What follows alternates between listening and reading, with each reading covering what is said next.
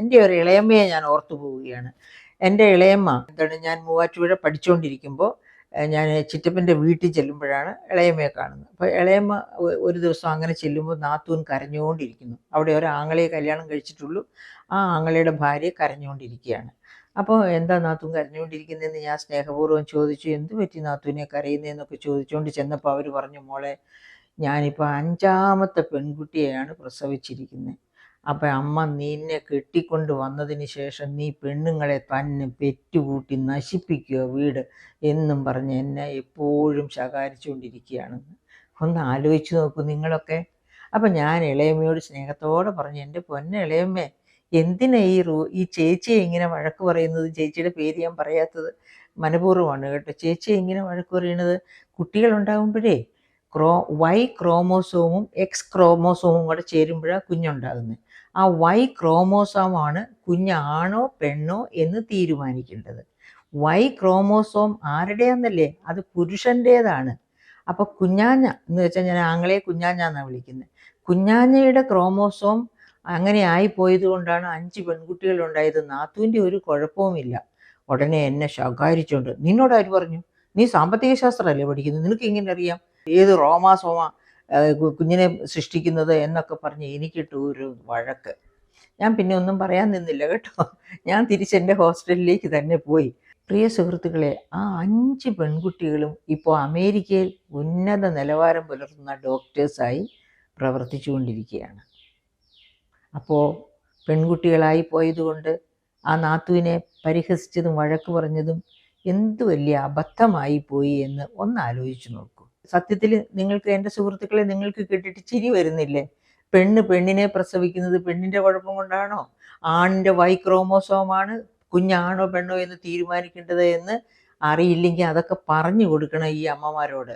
അതല്ലാതെ അതൊക്കെ പറഞ്ഞ് ഈ കല്യാണം കഴിച്ചുകൊണ്ട് വരുന്ന പാവപ്പെട്ട പെൺകുട്ടികളെ പീഡിപ്പിക്കാൻ നിൽക്കരുത് ആരും. അത്ര ദുഷ്ടമായ മനസ്സോടെയുള്ള അമ്മായിയമ്മമാർ എനിക്ക് അന്നൊക്കെ ഉണ്ടായിരുന്നു. അതുപോലത്തെ ഇഷ്ടം പോലെ അമ്മായിയമ്മമാർ എൻ്റെ കുട്ടിക്കാലത്ത്, ഞാൻ കോളേജിൽ പഠിക്കുന്ന കാലത്ത്. ഇപ്പോഴൊക്കെ അങ്ങനത്തെ അമ്മായിയമ്മമാരുണ്ടോ? സംസ്കൃത ചിത്തരല്ലാതെ. എനിക്കത് അത്ഭുതമാണ് തോന്നുന്നത്. അമർത്യ സെൻ, അദ്ദേഹത്തിൻ്റെ ഡെവലപ്മെൻറ്റ് ആസ് ഫ്രീഡം, ഞാൻ ആദ്യമേ പറഞ്ഞല്ലോ, വികസനമാണ്, സ്വാതന്ത്ര്യമാണ് വികസനം. വികസനം എന്ന് പറയുന്നത് ഒരുപാട് ഉൽപ്പാദിപ്പിക്കുന്നതോ ഒരുപാട് തിന്നുന്നതോ ഒന്നുമല്ല.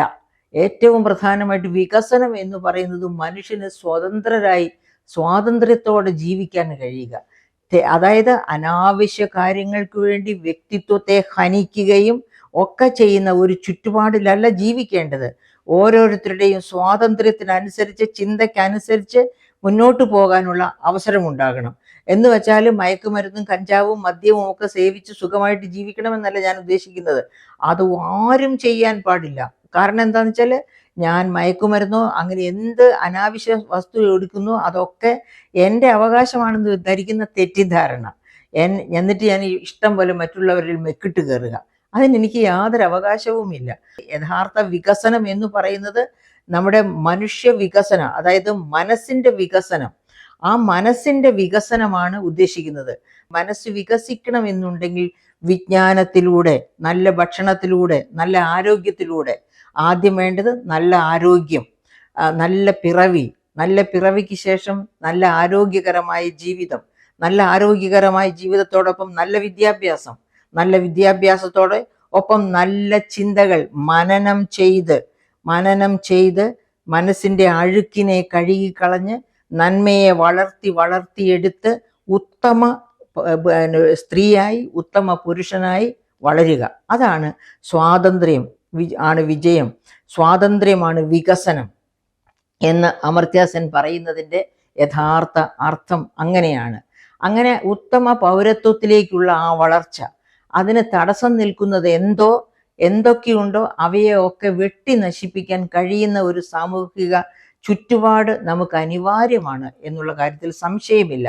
അപ്പോൾ എന്തൊക്കെയാണ് ഒരു പെൺതരി ജനിച്ചു വീണാൽ ആ പെൺതരിയുടെ വികസനത്തെ, വളർച്ചയെ തടസ്സപ്പെടുത്തുന്ന എന്തൊക്കെ കാര്യങ്ങളാണ് അമർത്യ സെൻ ചൂണ്ടിക്കാണിക്കുന്നത്?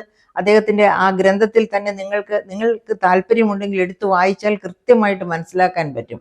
ഏറ്റവും ആദ്യത്തെ തടസ്സം എന്ന് പറയുന്നത് ഭ്രൂണഹത്യ തന്നെ. അതായത് പെൺഭ്രൂണമാണ് ഗർഭപാത്രത്തിൽ ഉരുത്തിരിഞ്ഞിരിക്കുന്നത് എന്ന് കണ്ടാൽ, അതായത് അങ്ങനെ അതിനുള്ളൊരു അവസരം ഡോക്ടേഴ്സിനെ കണ്ട് ടെസ്റ്റ് നടത്തി അറിഞ്ഞാൽ, ആ പെൺഭ്രൂണമാണെന്ന് അറിഞ്ഞാൽ ആ ക്ഷണം ആ ഭ്രൂണം ഹത്യ ചെയ്ത് കളയുക.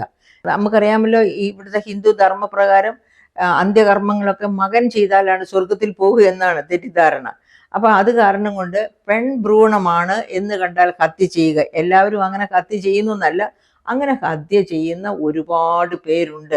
അതുപോലെ തന്നെയാണ് ആദ്യം സ്ത്രീയും പുരുഷനും വിവാഹത്തിന് ശേഷം ചേരുന്നത് തന്നെ ഹിന്ദു ശാസ്ത്രപ്രകാരം ആൺകുട്ടി ജനിക്കാൻ സാധ്യതയുള്ള സമയത്തും ഒക്കെയാണ് എന്ന് ഓർക്കണം നമ്മൾ.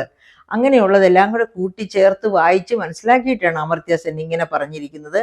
അതങ്ങനെ ഗർഭപാത്രത്തിൽ വെച്ച് തന്നെ പെൺഭ്രൂണമാണെങ്കിൽ ഹത്യ ചെയ്യുന്ന എല്ലാവരുമില്ല, ഒരുപാട് ഭ്രൂണഹത്യകൾ ഇന്ത്യയിൽ മാത്രമല്ല ചൈനയിലൊക്കെ.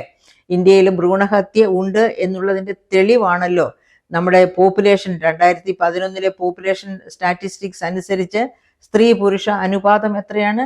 927 സ്ത്രീകളെ ഉള്ളൂ 1000 പുരുഷന്മാർക്ക്. അതേസമയത്ത് കേരളം അങ്ങനെയല്ല കേട്ടോ. അത് നമുക്ക് പ്രത്യേകം എടുത്തു പറയണം. കേരളത്തിൽ എങ്ങനെയാണ്? 1000 പുരുഷന്മാർക്ക് 1084 സ്ത്രീകൾ എന്ന് വെച്ചാൽ കേരളത്തിലെ സ്ത്രീകളാണ് പുരുഷന്മാരെക്കാൾ കൂടുതൽ എന്ന് വെച്ച് ഇവിടെ ഒട്ടും ഭ്രൂണഹത്യ ഇല്ല എന്ന് വിചാരിക്കേണ്ട. ഭ്രൂണഹത്യ ഉണ്ട്, അത് ഞാനിപ്പോൾ എക്സ്പ്ലെയിൻ ചെയ്യുന്നില്ല. വളരെ കുറച്ച് മറ്റ് നമ്മുടെ അയൽ സംസ്ഥാനങ്ങളുമായ ഓൾ ഇന്ത്യ തലത്തിലോ ഉള്ളത്ര പെൺഭ്രൂണഹത്യ കേരളത്തിലില്ല. പക്ഷെ കേരളത്തിലും പെൺഭ്രൂണഹത്യ ഉണ്ട്. അപ്പം ഇങ്ങനെ അമർത്യ സെൻ എന്താണ് പറയുന്നത്? ഈ ഭ്രൂണഹത്യയുടെ ആണ് ഒന്നാമത്തെ, അതായത് സ്ത്രീ വിവേചനം. പെൺകുഞ്ഞാണെങ്കിൽ വേണ്ട, ആൺകുഞ്ഞാണെങ്കിൽ മതി എന്ന് വിചാരിച്ച് ഭ്രൂണഹത്യ ചെയ്യുന്നു. അതിനെതിരായിട്ട് ഒരുപാട് പ്രചരണങ്ങളുണ്ട്. പെൺഭ്രൂണഹത്യയാണെങ്കിൽ ടെർമിനേറ്റ് ചെയ്ത് കളയാൻ പാടില്ല എന്ന നിയമവുമുണ്ട് ഇന്ത്യയിൽ. പക്ഷേ അതൊന്നും അറിയാതെ കൂട്ടുനിൽക്കുന്ന സ്വകാര്യ ആശുപത്രികളും, അങ്ങനെ അതിൽ പോയി സ്വകാര്യ ആശുപത്രികളിൽ പോയി MTP ചെയ്യുന്ന സ്ത്രീകളുണ്ടെന്ന് വെച്ചാൽ അവരുടെ ഭർത്താവിൻ്റെ നിർബന്ധപ്രകാരമായിരിക്കും. അതല്ലാതെ സ്ത്രീകൾ സ്വമേധയാ പെൺകുഞ്ഞാണെങ്കിൽ കൊന്നുകളയാമെന്ന് വിചാരിക്കുമോ എന്ന് എനിക്കറിഞ്ഞുകൂടാ. പക്ഷേ ഇന്ത്യയിലെ സാഹചര്യങ്ങളൊക്കെ അനുസരിച്ച് നോക്കുമ്പോൾ പലപ്പോഴും സ്ത്രീകൾക്ക് തോന്നും, ഒരു പെൺകുഞ്ഞിനെ ഇങ്ങനെ എന്തിനാണ് കഷ്ടപ്പെടാൻ വേണ്ടി പ്രസവിച്ച് വിടുന്നത് എന്ന് സ്ത്രീകൾ വിചാരിച്ചാൽ അതിൽ വലിയ തെറ്റൊന്നുമില്ല കേട്ടോ.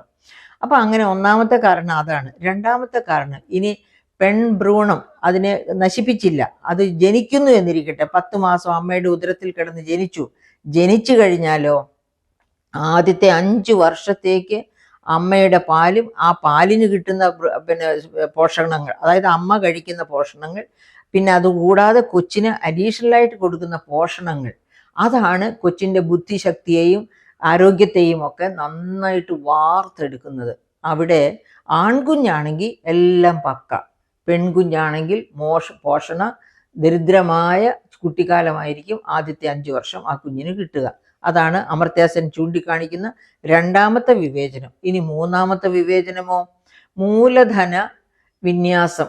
ആൺകുഞ്ഞാണെങ്കിൽ അവനെ എല്ലാ കിൻഡർഗാർട്ടൻ മുതൽ ട്യൂഷന് വിടാമോ, എന്തൊക്കെ കാര്യങ്ങളൊക്കെ ചെയ്യാം, എന്തൊക്കെ വൈവിധ്യമാർന്ന കോഴ്സുകൾ അവന് കൊടുക്കാം, ആ തരത്തിൽ അവനെ ട്രെയിൻ ചെയ്ത് അവൻ്റെ പേഴ്സണാലിറ്റി വർദ്ധിപ്പിക്കാനുള്ള ശ്രമം. പെൺകുഞ്ഞാണെങ്കിലോ, പെണ്ണല്ലേ, ആർക്കെങ്കിലും കെട്ടിച്ചു കൊടുക്കേണ്ടതല്ലേ എന്ന് പറഞ്ഞ് മോശപ്പെട്ട ആഹാരം, അതുപോലെ തന്നെ മോശപ്പെട്ട വിദ്യാഭ്യാസ, അതിനി പഠിച്ച് 10ാം ക്ലാസ് ഒക്കെ കഴിഞ്ഞു കഴിഞ്ഞാൽ നിങ്ങൾക്ക് തന്നെ അറിയാവുന്നതാണ്, പല കുടുംബങ്ങളിലും ആൺകുഞ്ഞിന് വേണ്ടി എഞ്ചിനീയറിങ്ങിനോ മെഡിസിനോ ഒക്കെ വിടാൻ വേണ്ടി വസ്തു വിറ്റോ അല്ലെങ്കിൽ അസറ്റ്സ് വിറ്റോ ഒക്കെ പണം ഉണ്ടാക്കി എത്ര കൊടുത്തും വിടും. അതേസമയത്ത് പെൺകുട്ടികളെ ആർട്സ് ആൻഡ് സയൻസ് കോളേജുകളിൽ BA BSc ഒക്കെ പഠിക്കാൻ വിടും. ഇത് CDS ഒരു പഠനം നടത്തി. ആ പഠനത്തിൽ കണ്ടതാണ് 66% ആൺകുട്ടികളും മെഡിസിൻ എഞ്ചിനീയറിംഗ് വിഭാഗങ്ങൾക്ക് പോകുമ്പോൾ അത്ര തന്നെ പെൺകുട്ടികൾ ആർട്സ് ആൻഡ് സയൻസ് കോളേജുകളിലാണ് പഠിക്കുന്നതെന്ന്.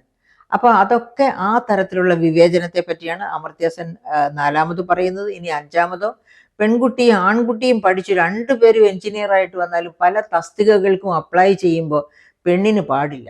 അക്കാര്യം രാത്രിയിൽ ഡ്യൂട്ടി ഉണ്ടായിരിക്കും, അല്ലെങ്കിൽ എന്തെങ്കിലുമൊക്കെ കാരണം പറഞ്ഞ് പെണ്ണുങ്ങൾക്ക് നോ എൻട്രി ആയിരിക്കും. അതായത് തൊഴിൽ നിഷേധിക്കപ്പെടുന്നു പല മേഖലകളിലും. ഇനി അടുത്തതോ, ഒരു തൊഴിൽ കിട്ടിയാൽ തന്നെ, ഒരേ തൊഴിൽ തന്നെ കിട്ടിയാൽ, ഇപ്പം IT സെക്ടറിലോ കോളേജിലോ ഒന്നും അല്ല ഞാൻ ഉദ്ദേശിക്കുന്നത്, അങ്ങനെ അല്ലാത്ത പല മേഖലകളിലും ആണിന് ഒരു ശമ്പളം, ഉയർന്ന ശമ്പളം, പെണ്ണിന് ചെറിയ ശമ്പളം. അത് കാർഷിക മേഖല മുതലേ അങ്ങനെയാണ്. അങ്ങനെ സമസ്ത മേഖലകളിലും വിവേചനം അനുഭവിക്കുന്നവരാണ് സ്ത്രീകൾ. അങ്ങനെ വിവേചനം അനുഭവിക്കുന്ന സ്ത്രീകൾ ആണ് അവസാനം അവരുടെ മനസ്സ് മടുത്ത് അവർ വികസനത്തെ പറ്റിയോ സ്വാതന്ത്ര്യത്തെ പറ്റിയോ എന്നുവെച്ചാൽ സ്ത്രീയുടെ സ്വാതന്ത്ര്യം എന്ന് പറയുന്നത് എപ്പോഴും പേപ്പറിൽ മാത്രം എഴുതി പിടിക്കുന്നതാണ്. രാവിലെ 4 മണിക്ക് തുടങ്ങുന്ന ഒരു ദിവസമായിരിക്കും ഒരു സ്ത്രീയുടെ. ഒരു സാധാരണ കുടുംബിനി അവർ ജോലിക്കും കൂടെ അവരൊരു ഉദ്യോഗസ്ഥ കൂടെയാണെങ്കിൽ 4 മണിക്ക് തുടങ്ങുന്ന ജീവിതം 12 മണിക്കായിരിക്കും അവസാനിക്കുന്നത്, രാത്രി 12 മണിക്ക്. അതുവരെ 10-18 മണിക്കൂർ അതിലധികമോ അവർ ജോലി ചെയ്യേണ്ടി വരും. അങ്ങനെ ജോലി ചെയ്ത് വന്നാൽ പോലും പിന്നെയും അവൾക്ക് കേൾക്കേണ്ടി വരുന്നത് പഴികളായിരിക്കും. എല്ലാ ഭാഗത്തു നിന്നുള്ള കുറ്റപ്പെടുത്തലുകളായിരിക്കും.